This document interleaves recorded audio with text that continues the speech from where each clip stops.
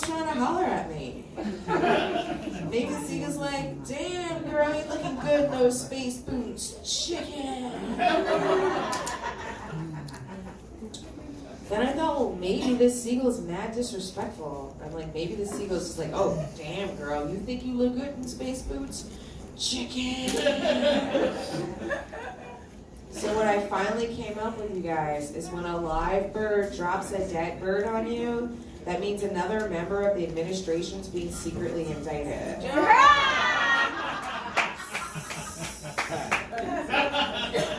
What I came up with. It's weird, guys. It's fucking weird. I don't know. You guys kind of feel a little bit like the whole world's going to hell in a handbasket, right? A little bit. So I've been trying to figure out, like, how can I actualize change? Like, how can I make the world a better place? And so I did a lot of soul searching, and I thought about it, and I came up with one thing. The world needs more Blasians, and I can help with that. More who? Now, if you don't know what a Blasian is a person that is half black and half Asian. And some of you are giving me like side eye, like, Maryssa, how are Blasians gonna make the world a better place? Follow me down this rabbit hole for a second. Name one Blasian that's a serial killer. Name one Blasian that's a dictator. Name an ugly Blasian. You can't do it, they're all fucking gorgeous. That's why they don't kill people. Who's gonna tell them they're pretty? Like, the least attractive Blasian is Tiger Woods. And he's not even ugly. He's just not Tyson Beckford. Right? Like, Tyson Beckford is like Blasian Thor. No one is Tyson Beckford, you guys. So I'm the kind of woman that puts her money where her mouth is. So I started dating a Japanese dude. And, I started realizing my friends are kind of low-key racist because they're just like, Maryssa, like, what's the difference between dating an Asian guy and a regular guy? And I'm just like, Asian guys are regular guys. He's late for everything and watches a shit ton of baseball. Him being Asian isn't what makes him weird. What makes him weird is he is aggressively vegan. Like, he is vegan as fuck, you guys. And my best friend is a bacon cheeseburger. Like, I don't know how long this is gonna last. Like, seriously? Like, he gives me shit every time I put honey in my tea because he says I'm exploiting the bees. Like, seriously, I'm like, you know that extracting honey doesn't actually hurt bees, right? And he's just like, yeah, but like, what are you giving the bees for their honey? I know, this is bullshit. Like, I feel like a colonizer every time I have a fucking green tea. Like, seriously. So I was like, what if I plant some flowers? Because, like, bees like flowers. Like, is that cool? And he's just like, well, how do you know they're accepting the deal? I don't know. Buzz twice if they're cool, bro? It's crazy. It's crazy stuff, you guys. Before him, though, I was on the apps, and I'm realizing as I get older, like, guys are getting kinkier, and I'm not really kinky, I'm pragmatic. Like, I'm fully aware it's May the 3rd, and I'm wearing a winter sweater, but that's because there's a breeze. Like, that's the kind of bitch I am. But, like, I was, like, chatting with this one guy, and he seemed pretty normal. He was just like, oh, you know, really like football and trying new foods and hanging out with my friends, but I'm really into back shots. That one person that knows, that's fine. That's fine. I didn't know what a back shot was either, you guys. Alexa, what is a back shot? So apparently a back shot is when a guy is like raw dogging you from behind and then spooches all over your back. Which is a lot of information to get from a guy that I'm not even sure I want to have coffee with yet.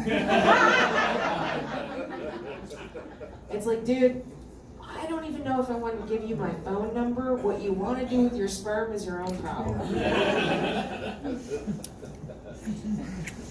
But it made me realize, like, the kinkiest thing I'm into is love, you guys. Right? Like, some people are into getting choked out. But ever since 50 Shades of Grey, isn't getting choked out, like, so fucking basic? Every Midwestern housewife is getting choked out right now.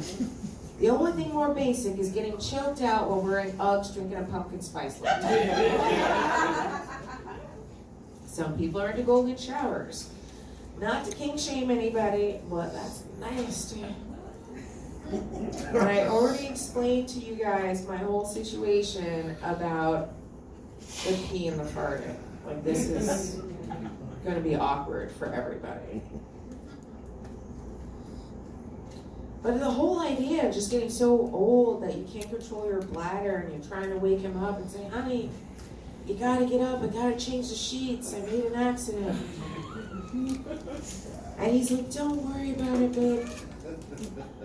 We'll do it in the morning, you take the dry side. That's kinky shit. Only love does that shit. Yeah. Right? Only love does that shit. So I feel like I know you guys now, so I can tell you something personal, really personal. We're tight. All right, so I was in my office bathroom, and I don't know about your guys' bathroom situation, but I am a squatter. Because that's how I know it. I mean, we might be divided as a country, race, religion, sexual orientation, but there's really only two kinds of people in this world. People that sit bare-assed on a public toilet seat, and people that don't. Thank you, that's it. That's the only kind of people there are. I am not a bare-ass public toilet seat kind of lady. So I'm squatting, and I'm peeing, and farting as I do. But this time, God has a sense of humor, because as I'm peeing, I have a rogue poo pellet that wings out the side. Oh. And I see it out of my peripheral, rolling underneath the stall next to me. Oh, God. So I grab a wad of toilet paper, and I'm just about to reach over and grab it when I realize that the stall door is open, and there's two ladies that are talking about their cats in front of that stall. But then, that's when I also realized that even though there's 100 women that work in my office, there's only 5 of us that are black. So if I reach my little black hand over to grab this poo, everyone in the office are going to be like, that black people shut on my car.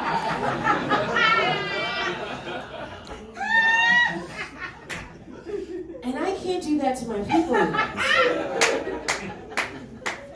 So now I have a moral dilemma. Do I wait here and listen why Trudy's cat won't go in the litter box? Or do I leave it there and let some Spanish lady pick it up later? But that's not how the resistance works, you guys. You gotta pick up your own shit. So I wait. And while I'm waiting, I'm like, shit, this is what white privilege is. It is the ability to have an anonymous hand that can go and scoop up a rogue poo and nobody knows who you are. You guys have been great. Thank you so much.